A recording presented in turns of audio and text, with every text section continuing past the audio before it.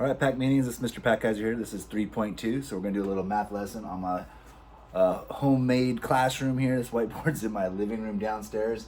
So let's give this a go. Hopefully this works out all right. And remember, if you have questions, you just send me a chat and we'll take care of it. So we're going to learn how to read and represent decimals. So we've got a couple of different forms that we're going to go through: standard, expanded, and written form, just like we would do with whole numbers. And so we're going to start off with this problem here, which is pretty cool. The Brooklyn Battery Tunnel under the East River. So it's a tunnel that goes under a river. The Brooklyn Battery Tunnel in New York City is 1 and 726 thousandths miles long. So the decimal, like I said before, is represented with the word and. So I read the whole number, 1, and then I say and then I read my decimal. Just like a whole number, 726, but I say thousandths. It is the longest underwater tunnel for vehicles in the United States. To understand this distance, you need to understand the place value of each digit in 1 and 726 thousandths. So you can use a place value chart, which is what we have right here, to understand decimals. Whole numbers are to the left, so remember what I told you before, that the decimal's job is to tell us where the ones are. The ones, unless there's only one. Okay, so it tells me where the ones are. Everything to this side, these are whole numbers. And if you've been to my classroom, you'll see this on the above the whiteboard. Whole numbers are on this side, and these are decimals on this side. Okay, and the job of the decimal is to keep the whole numbers and the decimals apart. They do not get along. So decimals are to the right. The thousandths place is to the right of the hundredths place. So we're just saying, look, remember what I said before. I have my ones, and then on both sides of my ones, I've got tens and I've got tenths. All right.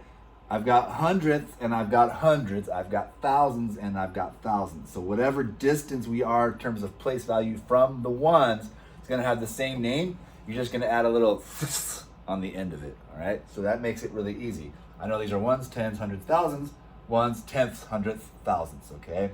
They're getting smaller and smaller this way and bigger that way by powers of, you got it, by powers of 10.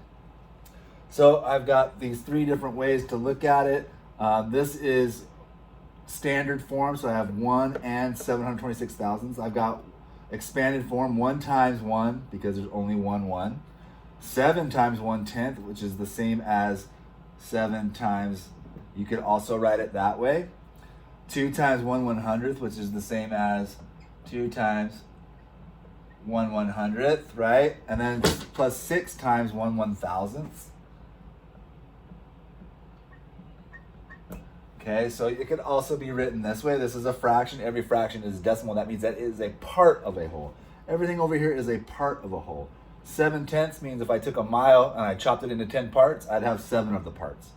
If I chopped it into hundreds, I'd have 2 of the hundreds. If I chopped it into thousands, I'd have 6 of the thousands, okay? That's all that means. Then down here, we've got decimal form, 1 and 0/10, 0 and 7/10, 0 and 200ths, 0 and 6 thousandths. Notice that I read that like a whole number, and then I tag it with whatever column the last number's in. 6 thousandths, 2 hundredths, 7 tenths. The place value of the digit 6 in 1 and 726 thousandths is thousandths, because it's in that column. It's 3 spaces away from the ones. The value of 6 in 1 and 726 thousandths is 6 times 1/1000th, or 6 thousandths. Okay, so that's the 3 different ways you can represent it. And if we scroll down here a little bitty,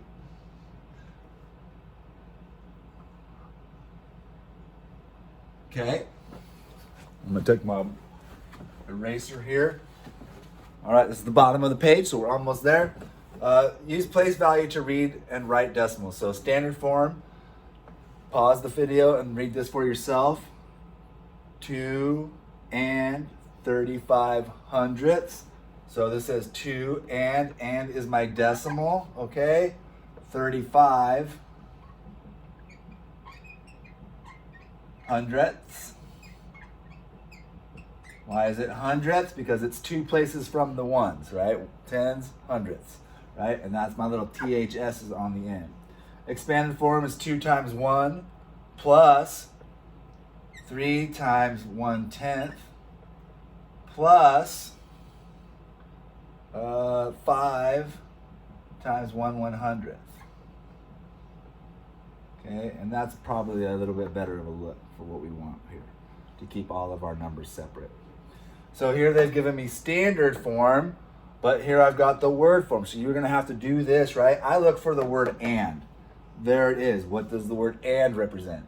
It's my decimal. So I'm gonna put a decimal here. That's my and. What does it say in front of it? 3. So I write 3. And, that's my decimal, 614,000. Well, it says 614, so I just write 614. It's thousands. That's in the third place, so I know that that is right. Expanded form, I just take each digit, right? My first digit is 3. It's in the what place? In the ones. 3 times 1. 6 times in the 10th place, 6 times 1, 10.